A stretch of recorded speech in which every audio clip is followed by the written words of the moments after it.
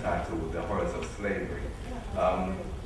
Before we proceed, can I just ask you if everyone puts their mobile phones on silent so that you don't disturb the flow? All right? Omowale? Yeah, okay. Yeah,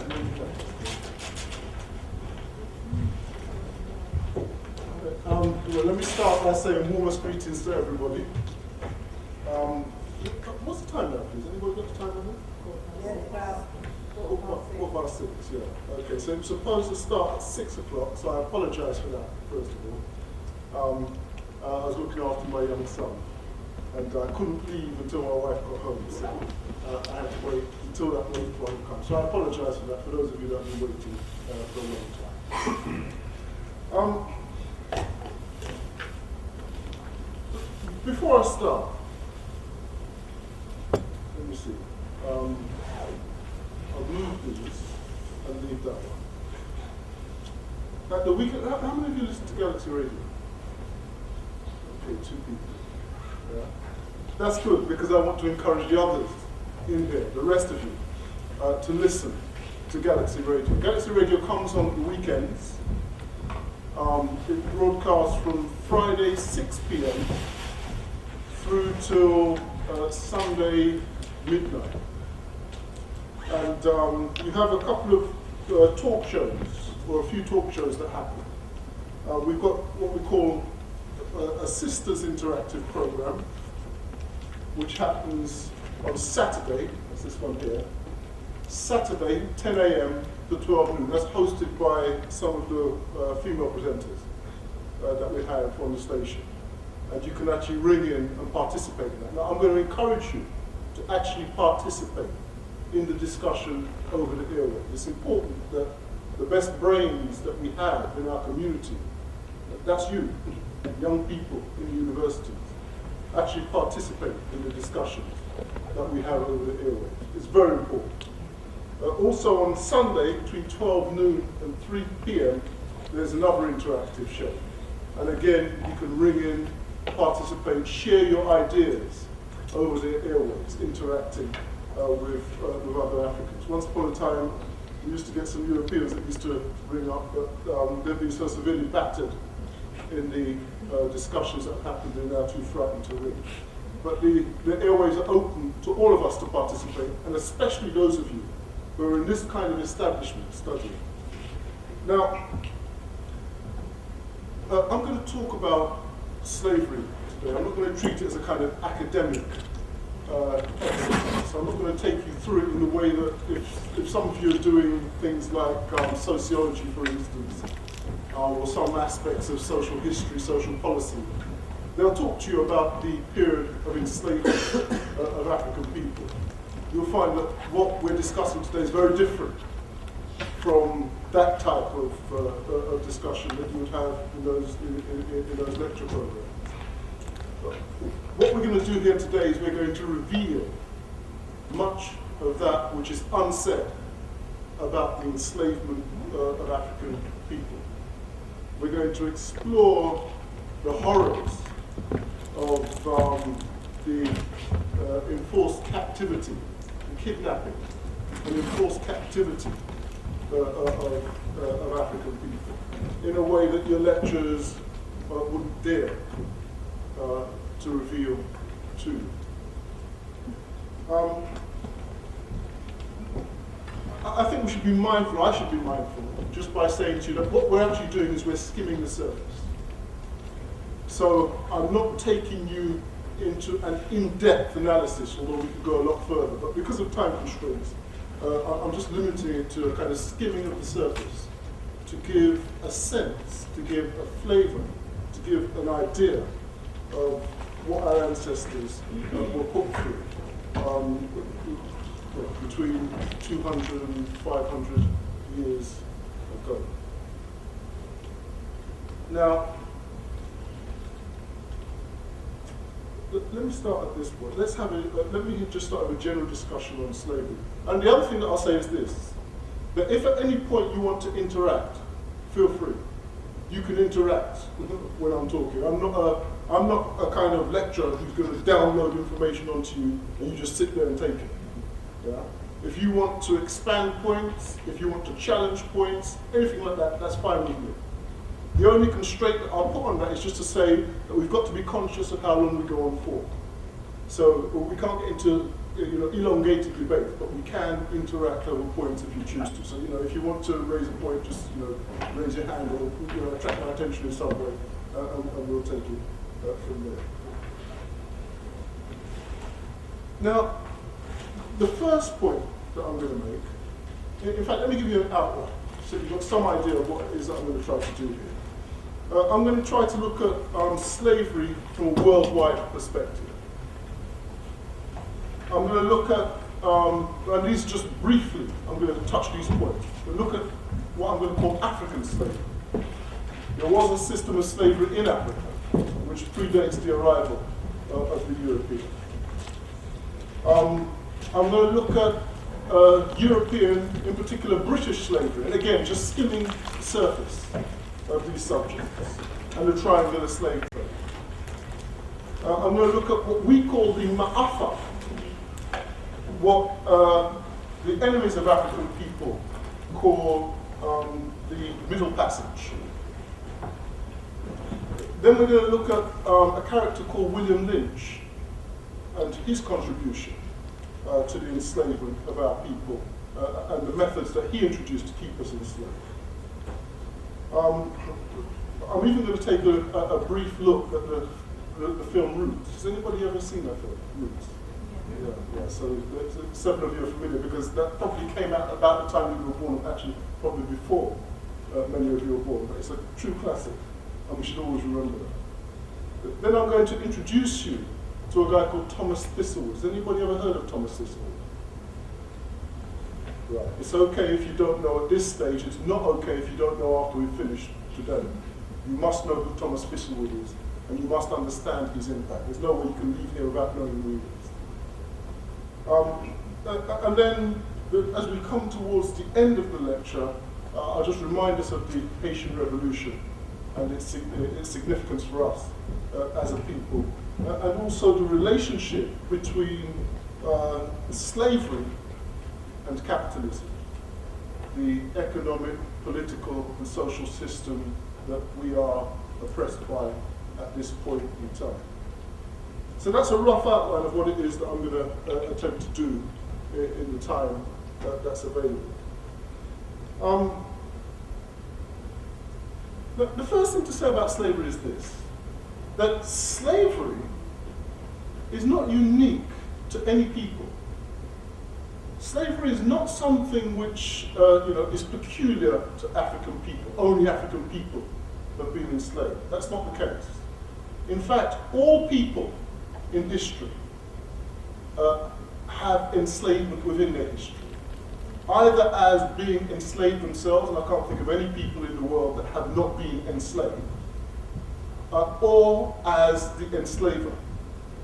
Many people in the world have been enslavers. Everybody has been enslaved. Many people have also been enslavers. Now I say that, can anybody think of a group of people in the world who have not been enslaved? The reason I ask this question is you don't have to take my word for these things, because this is an environment for us to learn and teach each other.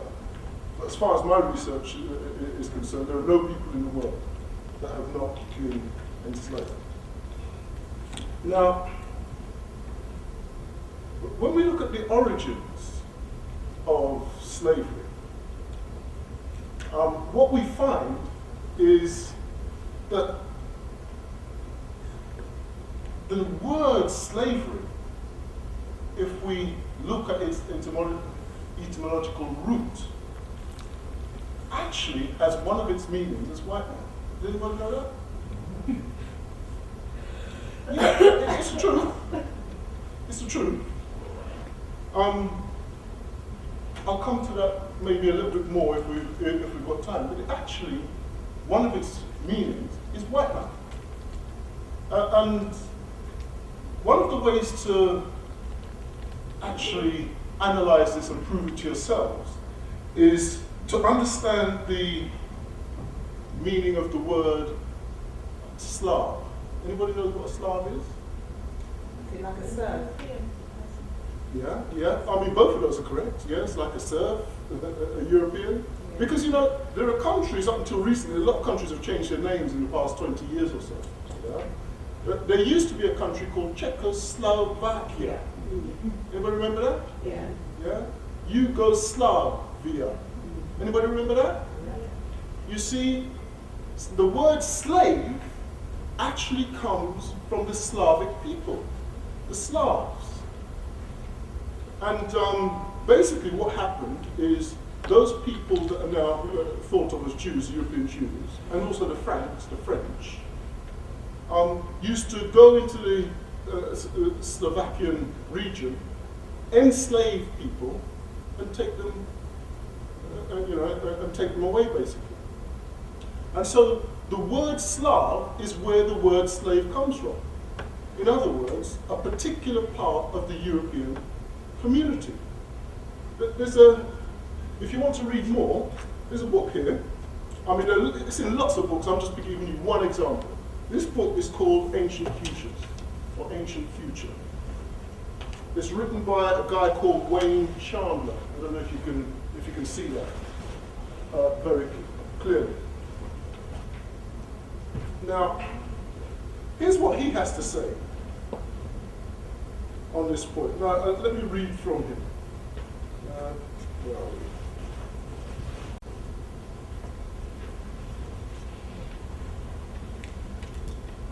Here's what he has to say. He says, the place, white slavery, the bondage of women, particularly non-black women, for sexual and other purposes, was pervasive for millennia. The historian T.B. Irving stated that between 786 and 1009 of the Common Era is what some people call Anno Domini, AD. Franks and Jews traded Slavs and Germans who had been taken prisoner in the Frankish territories. Thus, Slav and slave became interchangeable terms. They made young boys into eunuchs at a place called Verdun. Anybody know what a eunuch is? What's a eunuch? They castrate, or they turn a man to a servant, but they castrate him, so he can't have sex with him. Yeah, that's right. That's what a eunuch is. A eunuch is a castrated male. So they literally chop off the male's genitals and leave him there. But it actually goes deeper than that. Because the reason for castrating the male was not just simply to make him feel bad. You know, if it's a male you're castrated, that obviously has a psychological effect on him. It was in a climate where homosexuality was rife, it was to create men whose job it was to receive sexually. So, you know, they literally created, by castrating men, they literally created men whose purpose it was to actually receive the genitalia of other men into their rectum. Literally. And the last sentence he's got here is, the slaves were driven from France to Spain in great herds like cattle. I hope you've got this book in your library. If you haven't, I suggest you ask your librarians to actually order a few other books here, which I'll also be recommending. Now, slavery actually has its historical origins in the enslavement of women. The first slaves in history were actually women. Can anybody think why that was? I'm encouraging you to be interactive. Sorry? To reproduce. I mean, women clearly have got a fundamental important role in relation to the procreation and, you know, just the maintenance of us as a people, or of any people on it.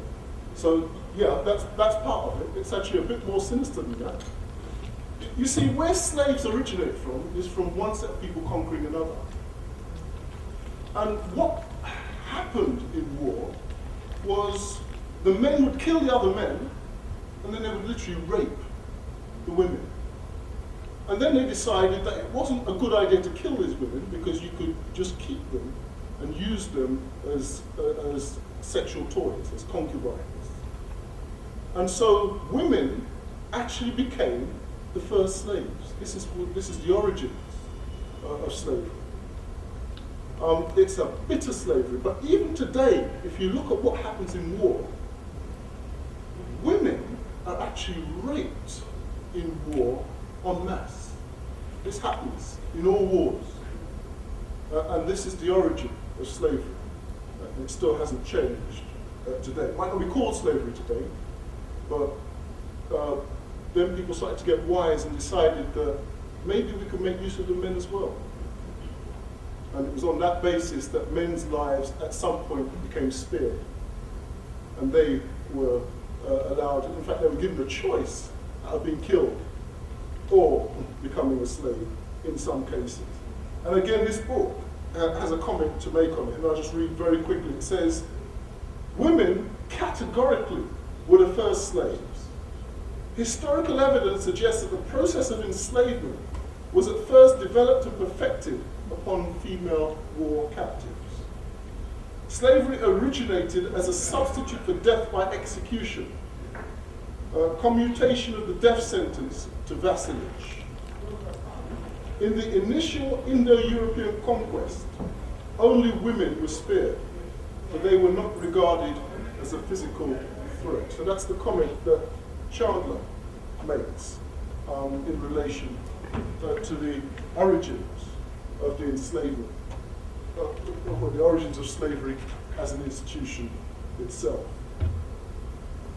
Now,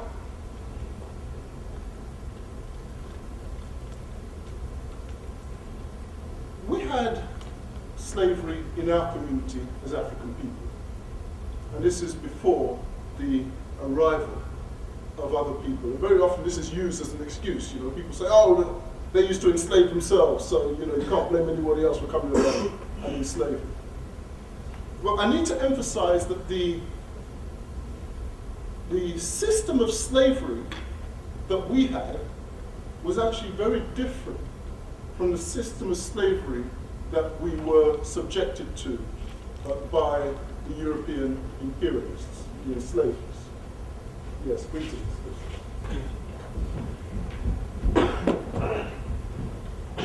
Now, I'm trying to think how to describe the differences too. In the slavery system created by Europeans, human beings were actually chattel. One human being owned another human being, owned all aspects of the other human being.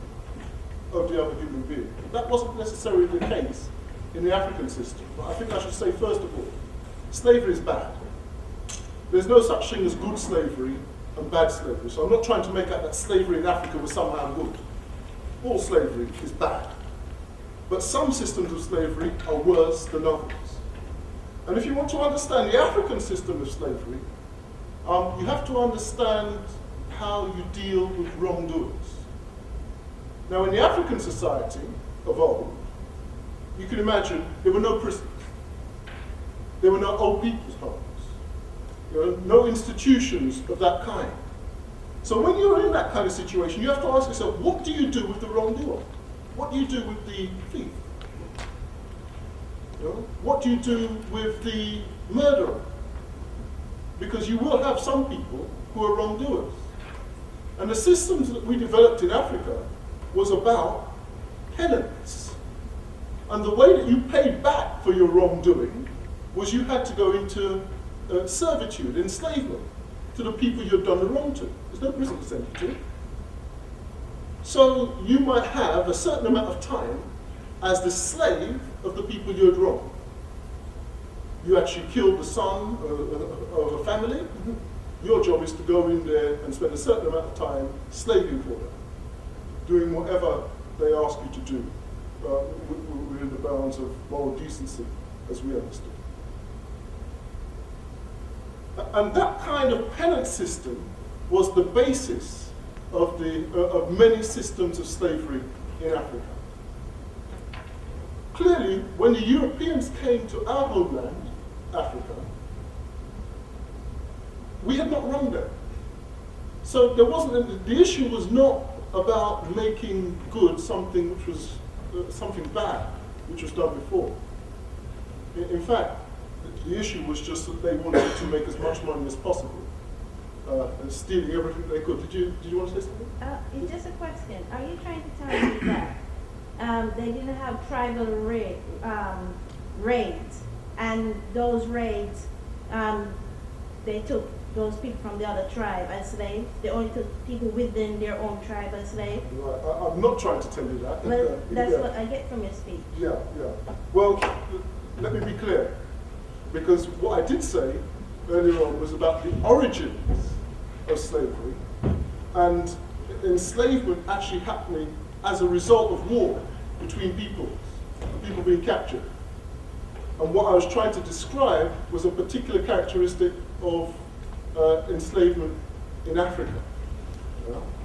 But I thought I had said that, groups warred, and when groups had wars against each other, enslavement was one of the results of that. Yeah, you did, but you were talking, to my understanding, you were talking in reference to those Jews that went like Yugoslavia and Czechia and did that. But when you came onto Africa now, you said that it was when someone do wrongdoing, that's when they took, and they had to pay penance as being a slave. Yes. But what I'm talking about is within the African society, same place in Africa, did they or did they not, when they went on tribal raid in Africa, pay those who they captured as slaves? Yes, they most definitely did. Okay. Yeah. And there was no point at which I said that they did. Okay, that's the point. No, you didn't. That's the thing. You didn't say and you didn't deny. So I needed to get that there. Yeah, okay. So, when we look at the European enslavement system now, we see some clear differences. And as I've said already, the economic imperative was central. And so you have a new form of enslavement, where the idea is that you're trying to make as much money as possible out of enslaving people. This was not an imperative that was used before Arab enslavement. I'm not going to deal with Arab enslavement of Africans today. But Arab enslavement was the first form of enslavement, external enslavement, that we actually experienced as a people in Africa. And it had an economic imperative. But it was intensified when Europeans came to our homeland. One of the ways that's used to describe the system of European enslavement is called a triangular slave trade. Anybody heard of that? Yeah. And what they say,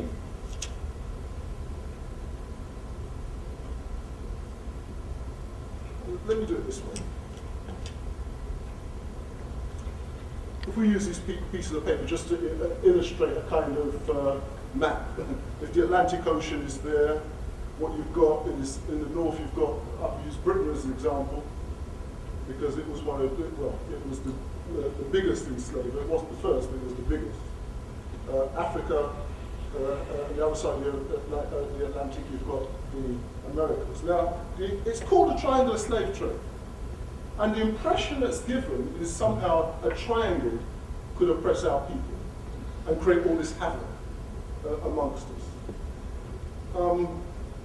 What it disguises is that actual people and their system was responsible for the evil and wickedness that was done to us.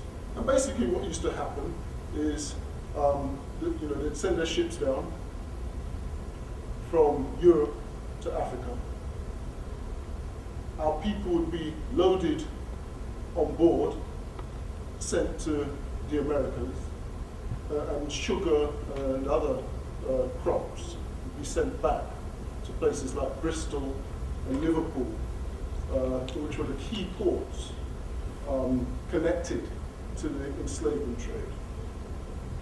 Now, many people kind of come up with this argument. They say, well, you know, they used to enslave themselves before. That's us as Africans. You know, used to enslave ourselves before. And so all that the Europeans were doing is they were just tapping into a system of slavery which they found when they came to Africa. And then they say, it's all the Africans' fault anyway, because we sold ourselves. So some of us sold us to the others, to the Europeans, and that's how we got into this mess. So it's all of our own fault. What do people think of that kind of view? I mean, I'm going to knock that Slave view. mentality. It's a slave mentality. Yeah. Well, any other comments on that? I'd say Britain has slavery as well, but they said servants. Right. Okay. Yeah, Britain actually had formal slavery. Yeah. You know, and it became servitude later, but they actually had formal slavery in Britain. So you're absolutely right there. Any other views? Yeah. My issue is, why did the African kings sell these slaves to the Europeans? Yeah. And this is the center of the questioning that comes out. I mean, what's wrong with these people, with our people, that they would sell us, you know, to some aliens who come along? And this is where your point comes back, sister, yeah? Because where wars had been created between African nations, those captives then became the people who were handed over to the Europeans for whatever they were offering us, beads, whiskey, alcohol, and all kinds of nonsense. So before you had, there were different phases. So in the earlier phases, it would be as a result of the wars. The captives would just be, you know, you might as well just sell them off and get what you can for them. And then there became an organized trade within ourselves, where the people on the coast would go inland and steal people from inland and bring them to be sold to our enemy. I think the point I want to make is this, that we cannot deny that within us there was disgusting and despicable behavior. And it still is. It still exists today, that's true.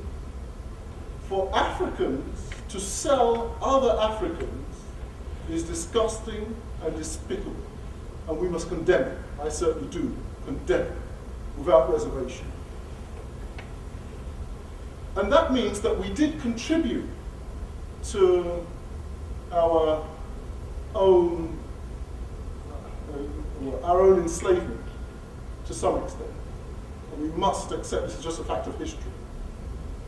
But one of the reasons for laying out these pieces of paper here is to show you there's a difference between contributing to something which is bad and being responsible for something which is bad. You see, this triangle was not set up by Africans.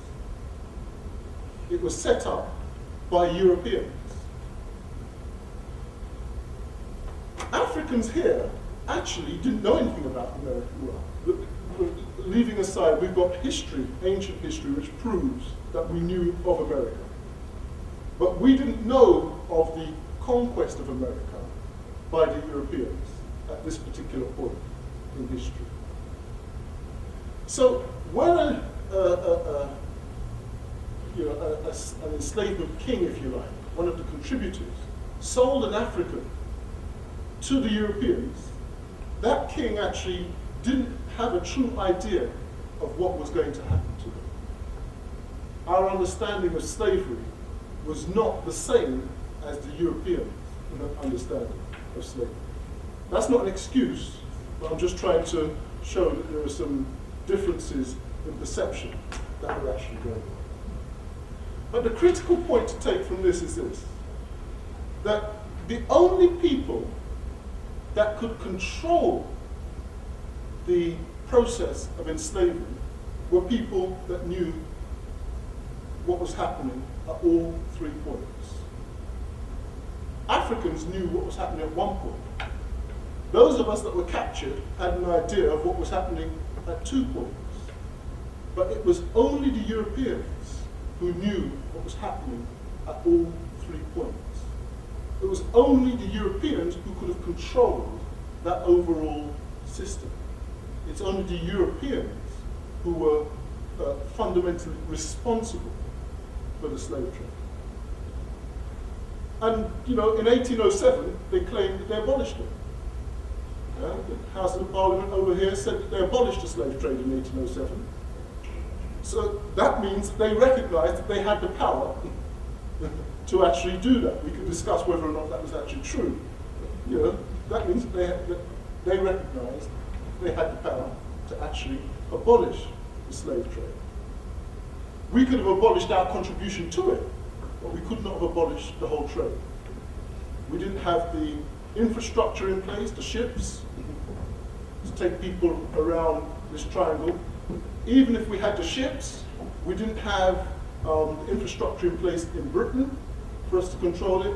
We didn't have the infrastructure in place in the Americas for us to control it. Fundamentally, it's the Europeans that were responsible for the whole system of slavery. And the question that I always ask is, if they came to Africa, and if they saw this terrible thing called slavery happening, and they had the power, why didn't they stop it? It's the obvious thing to do. You stop it, you don't join in, you actually stop it. Don't you think there was a lot of money to be made as well?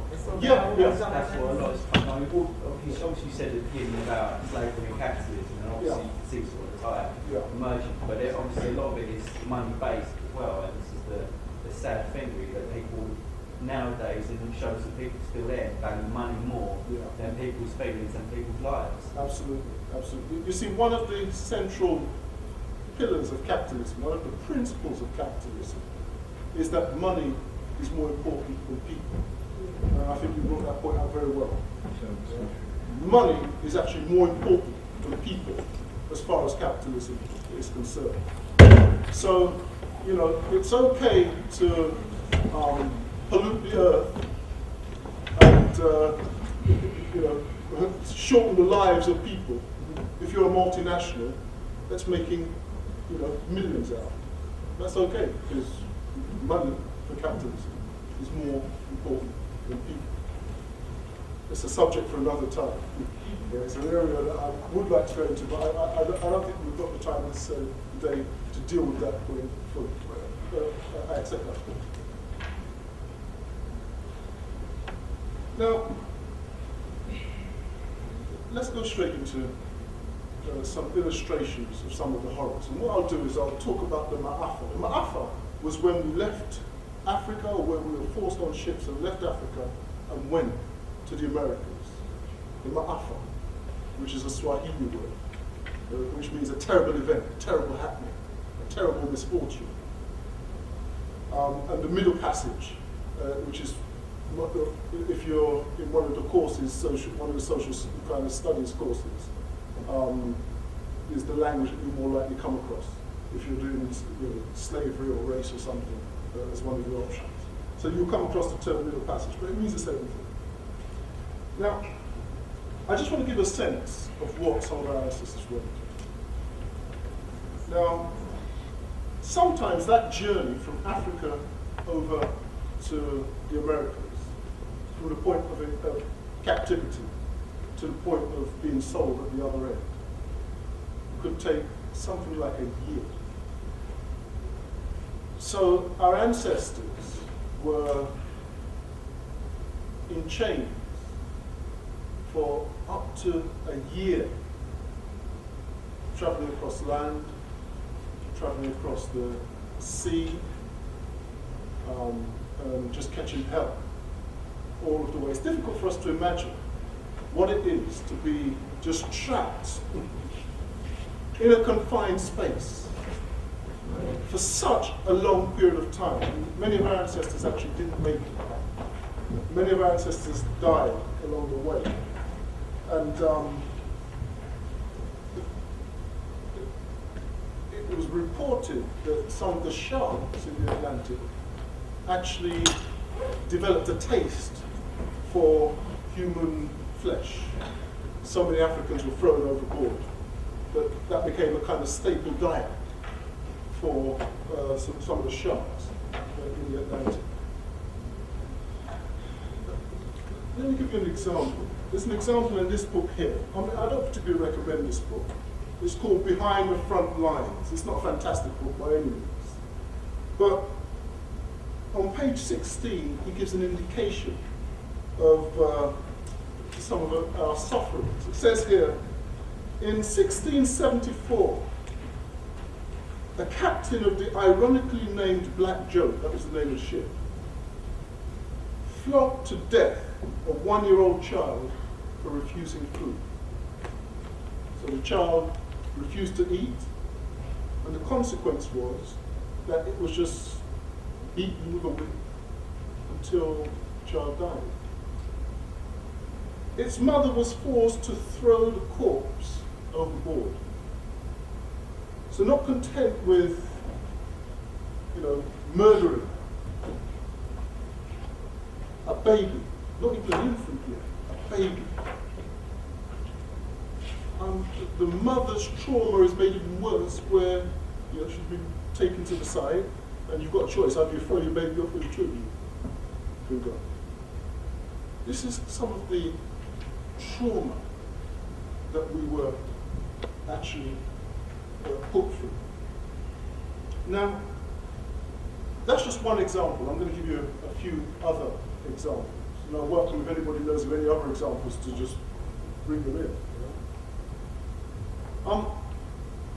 On that ship coming over, you had European sailors.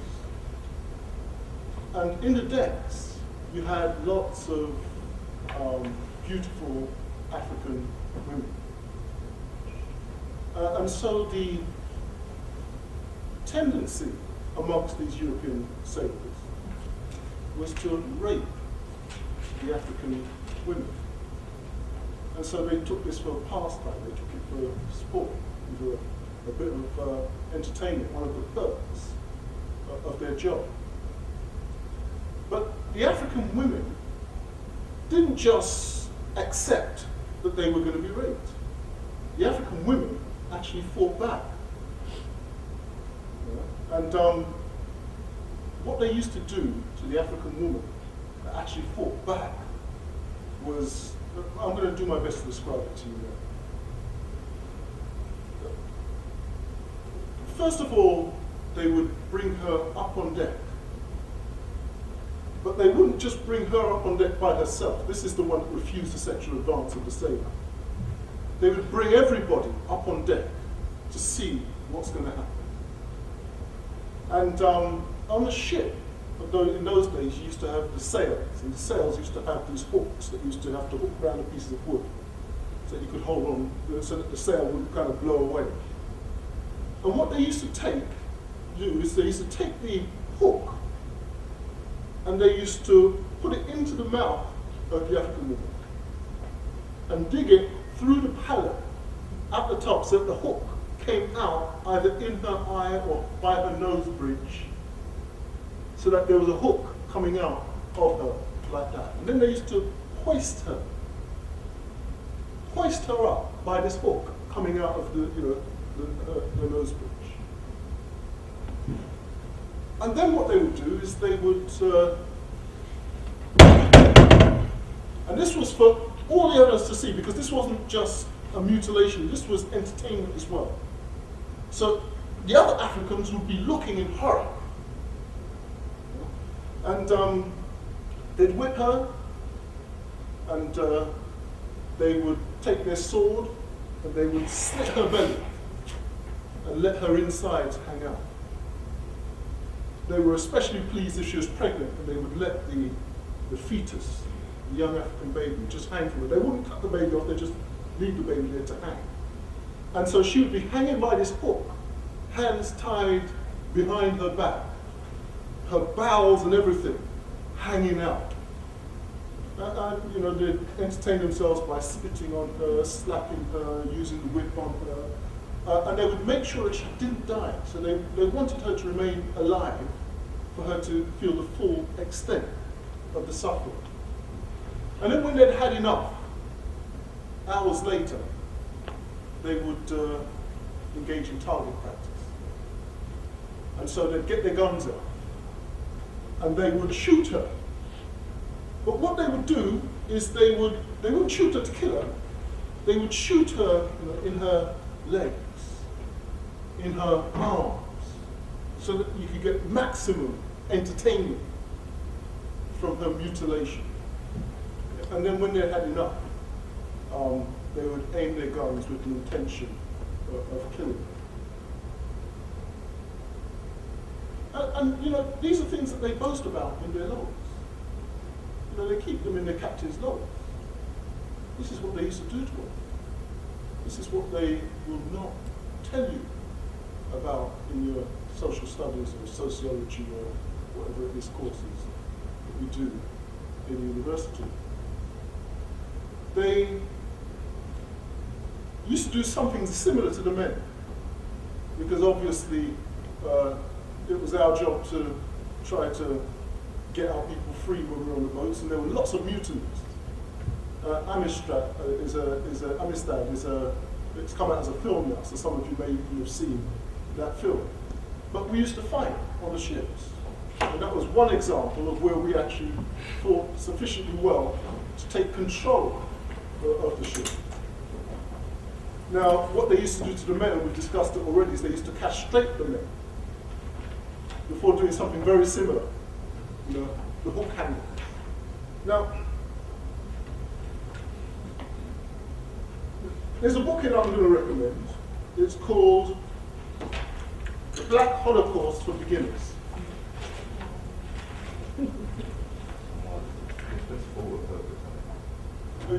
So where is it? Oh, here, yeah? Is that any clearer? No? Yes, sir. The ISBN number is 0863 16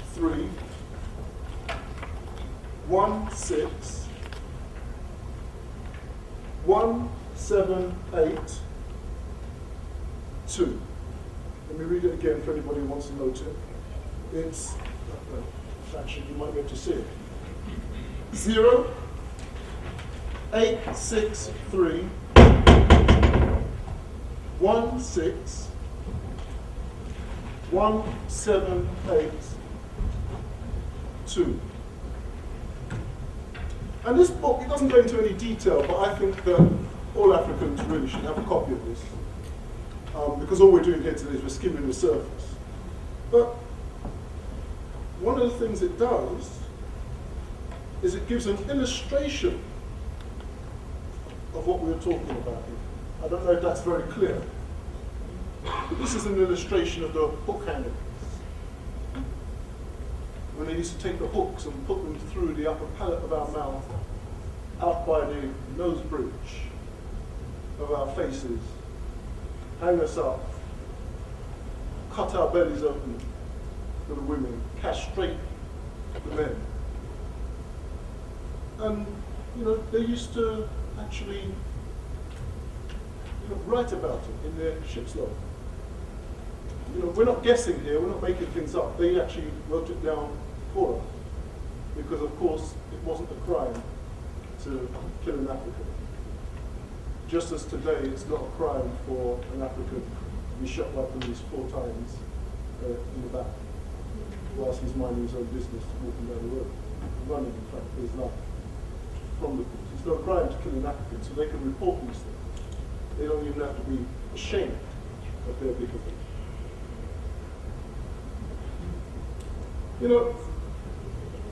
Sometimes when we mutinied, well, it wasn't a mutiny, when we fought for our freedom on these ships, and we managed to kill a few Europeans, but because we were unarmed, we were not able to completely take over the ship, they would give us another kind of punishment. So there's an example, and this is not an isolated example, this used to be regular practice. There's an example of when some Africans managed to kill some of the European sailors, and then were eventually subdued because the rest of the sailors had guns and they didn't. They were made to eat the heart and the liver of the Europeans that they had killed. So they'd be sat down, it'd be mealtime. Literally, the heart and the liver would be cut out of the European, and they would be forced to eat it. Now, I don't think that needs any more description. They used to make us eat each other. You know, African died on board, we would actually be forced,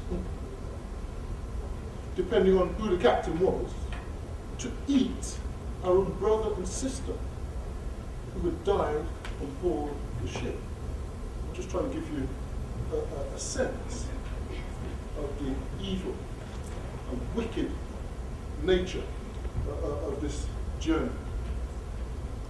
But do you also find as well that some of these things that were done, a lot of them were done out of a sense out of fear, and it was done in order to put a sort of psychological message into the slaves' minds who would be. So I've also read other things, like what you were saying, that before they left to go on board the ships, they would do other things, like they'd take clever people that were well known to be clever, and they would whip them until they could see their internal organs from their back, and they would take up strong people and tear them apart using forces. And the reason why they do this is to put the message into your head that if you think you're clever, this is what we'll do to you. If you think you're strong, this is what we'll do to you. And a lot of it was to sort of use that oppressive mentality to oppress people and make them believe that they are slaves. Yeah. I mean, that's 100. I mean, that is what this lecture is about. Yeah. What you've just said there is what this lecture is actually about. And if there's one message to be taken from this lecture, it's that point there. And it worked. And our job is to undo it. You know, these are the messages to be taken away. And it's still working. Yeah. These are the messages to be taken away from this lecture, from this particular lecture. Now, I didn't bring Walter Rodney's book with me today, How Europe Underdeveloped Africa. Just to touch on the numbers issue very quickly. The question is often asked, you know, how many Africans were lost as a result of this ma'afa and the slave trade in general. And I just keep it very simple. Some people say, you've got the European historians, the apologists, who say that 20 million Africans lost their lives as a result of you know, these kinds of processes. You get some estimates which say, and these are African estimates, which say that 600 million Africans lost their lives as a result of this wickedness that was heaped upon us. Now, I just work very simply with the figures presented in Walter Rodney's book. Fortunately, it's also in this book. He's taken a copy of the same figures that Walter Rodney uses, so I don't need to have it with me. But the book that I'd recommend for all of you is How Europe Underdeveloped Africa, written by Walter Rodney. It's a brilliant book, and when you read that book, it will give you some understanding of the relationship between Europeans and Africans over the last 5 or so hundred years.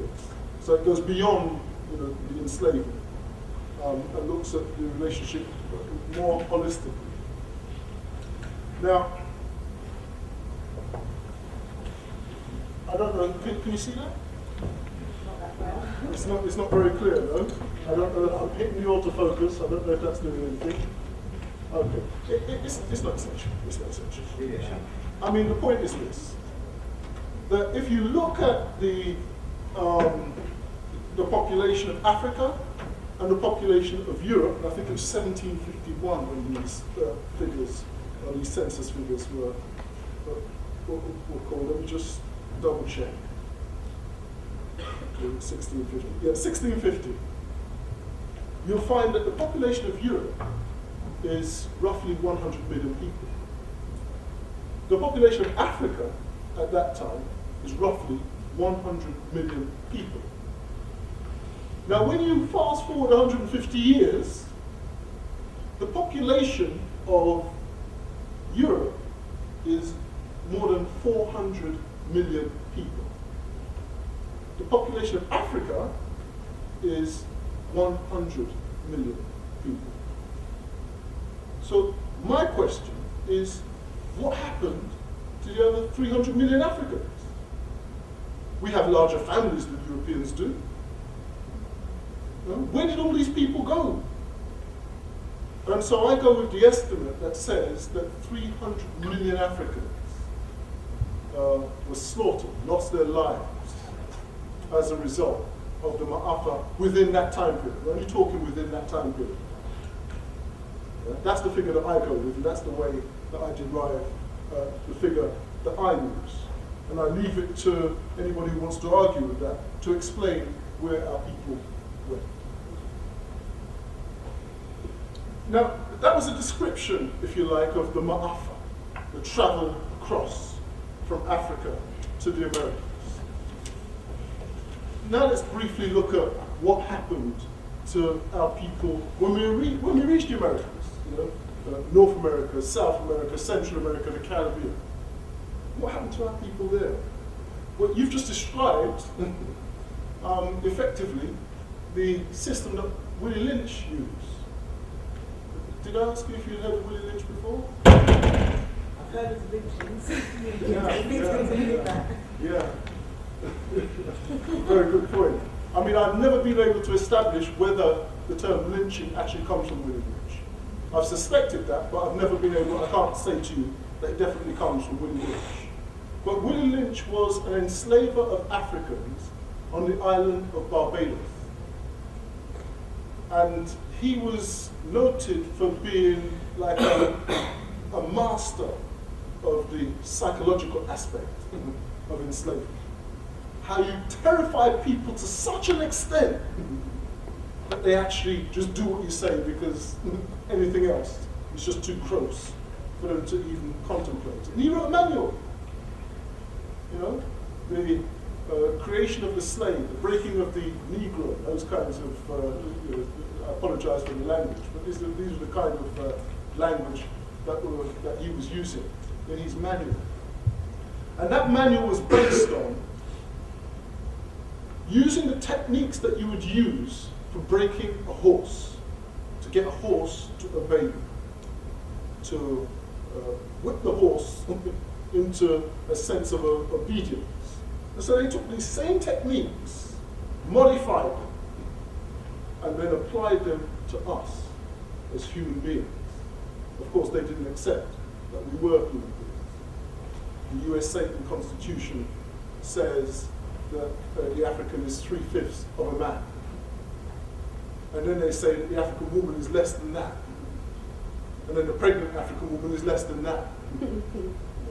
That's what the US Satan Constitution told us. As Africans, we know that that's rubbish. But that was their mindset when they were dealing with this. And the system that you just described is one of the things that was used. So they would get a village, people in the African village, and I'm talking about in the Caribbean. We were on a plantation, I'm calling it the village. And they would get everybody out for the entertainment. What they would do is they would get the biggest, the strongest, the most strapping African man.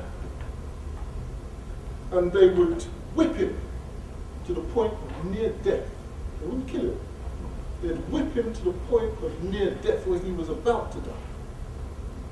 And then they would draw and quarter. They would tie his arms to two horses. They would tie his legs to two horses. Give him some more whips. And then they would whip the horses.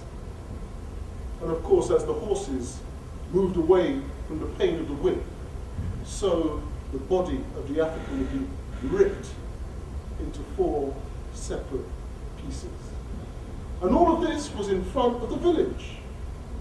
The other men, the women, the children, nobody would be exempt from witnessing this. And then they would get the second strongest man in the village, so you can imagine the strongest man in the village might be somebody like Billy Crystal. You know, fine, strapping, strong man. Then they'd get the second strongest man in the village, and they would repeat the process. But this time, they wouldn't complete the murder. This time, they'd beat him to the point where he was almost dead, and then they would invite the women from the village to nurse him back to life. And Willie Lynch just basically says that it's bad economics to kill your slave, that you can make more money out of them alive. So you kill the first one to terrify everybody, to create that psychological web that we can't get out of, or we seem to feel at times that we can't get out of. Of course, we can get out of it. That's another lecture for another time. And the women would nurse this man back to life. But in doing so, they would be clear that they didn't want this to happen to their own sons. The message would be sent to them that your men cannot defend you. Your men can't look after you. We can do what you like, we like to you, and there's nothing that your men can do about it. And if any of your men get uppity, this is what will happen to them. This is you saw what happened to the best one, we spare the second best one. It's a serious, it's not just trauma. I don't even have language to deal with that kind of wickedness. And it's calculated to cause distress. And Willie Lynch makes it very clear that what he wants is for the boys on the village to be brought up as girls. Because you see, if you bring up your boy child to be very passive and weak, he then doesn't become a threat to the oppressor. And even if the girls grow up to be strong, we see many strong sisters, they don't have the physical capacity to be the direct threat to the oppressor in a war situation. They're definitely a threat in many others, don't worry about that. Yeah? But in a one-to-one war situation, the muscle mass of a man tends to be more than that of a woman. And so in his plan, he says he wants the boys to be brought up as girls and for the girls to be brought up as boys. So the men behave like women, and then the women behave like men. And perhaps we can see some of those even in our community today. And it's no accident that some women do a little bit better, African women, do a little bit better in this evil capitalist system that we're in terms of earning a little bit more money than most African men. This is part of that calculated process for divide and rule between us as a people.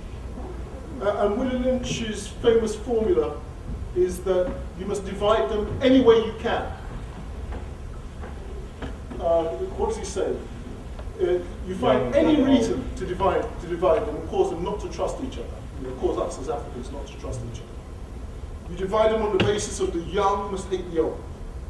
The women must hate the men. The light skin must hate the dark skin. But literally, he gives a whole formula of what you must do. Find any difference between them. Those that live on the hill must hate those that live down the bottom. We're still doing that today because I've been told about, is it Peckham boys and Lewisham boys? And, I don't know, that's in your age group, you know better than me. Yeah? We're still doing it today. Yeah? I think they've got some Brixton boys, I don't know what the different names are, but apparently what I'm hearing is that the young brothers, if you go into an area that's not your area, you don't feel safe. This is what I'm hearing. But you I'm sure, could educate me on that. That's part of the Willie Lynch mentality. That we must hate each other. Sorry, did you want to say something? Oh, sorry, I thought I saw you gesturing. Because I said, maybe you weren't there, I said, if you want to interact, just interact. Yeah, don't feel alone, you can interact. So, that was basically, what I'm trying to do is just give a basic outline of the formula that Willie Lynch actually set out. Now, I've got a book here. It's not, I'm not going to recommend it. It's not a brilliant book, but at least it gives the speech that Willie Lynch made in 1712. And in that speech, he actually says that these techniques will keep the Africans captivated for at least 300 years. 300 years of psychological bondage from these techniques. That's what he says, at the very least. Yeah? I just want to remind people, the mathematicians amongst us, I'm sure, video already. 1712 until now is almost 300 years. 2012 is 300 years. Maybe the generation to deal with this are in this room right now. Now, in fact, let me just go straight to this book here. Again, just a general overview of some of the wickedness that we face.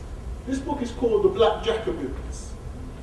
I'm not going to go into it in any great detail. It's about the Haitian Revolution. I'm not going to go into it in any great detail, but I've just, there's a section in there that I'd just like to read, which gives an indication of what our ancestors actually went through. Let me read about half a paragraph. It's quite a long paragraph, but it says here, they use an employed, yes, right. I'll just read from here. Employed to break their spirit, and the spirit they're talking about is the spirit of African people. To break their spirit and satisfy the lust and resentment of their owners and guardians. So now he gives a catalogue of techniques. So, yes. How did you get it? Sorry? How did you get it? Because I can't order from the UK. They say they can't deliver it. It's not allowed to. How did you get it? I had to search very hard. This book in Britain is not very easy to get hold of. There was one copy, there were two, I got one, and there was one left over about a year ago in a bookshop in Brixton. Now in Brixton, I can't remember the name of the bookshop.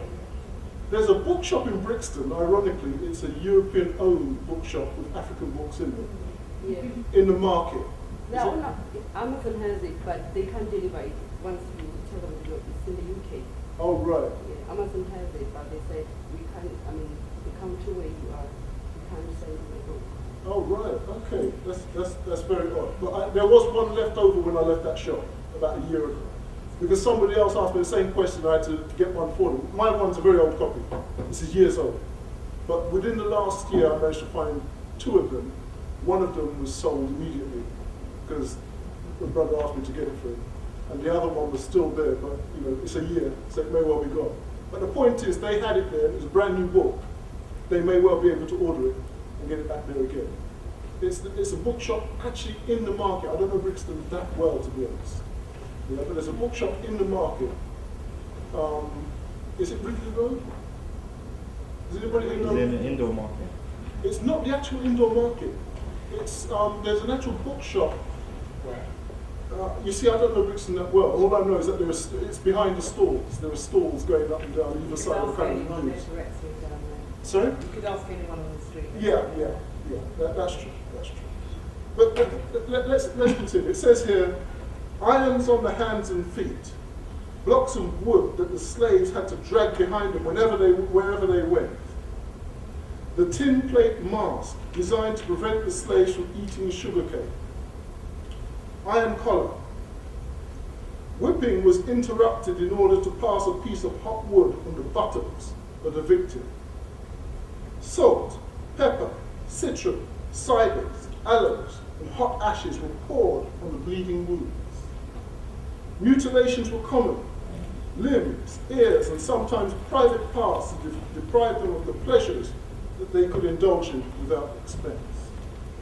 Their masters poured burning wax on their arms, hands, and shoulders, emptied the boiling cane over their heads, burned them alive, roasted them on slow fires, filled them with gunpowder, and blew them up with a match.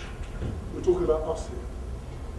Buried them up to the neck and smeared their heads with sugar that the flies might devour them, fastened them near ants or wasp nests, made them eat their excrement, drink their urine, lick the saliva of other slaves.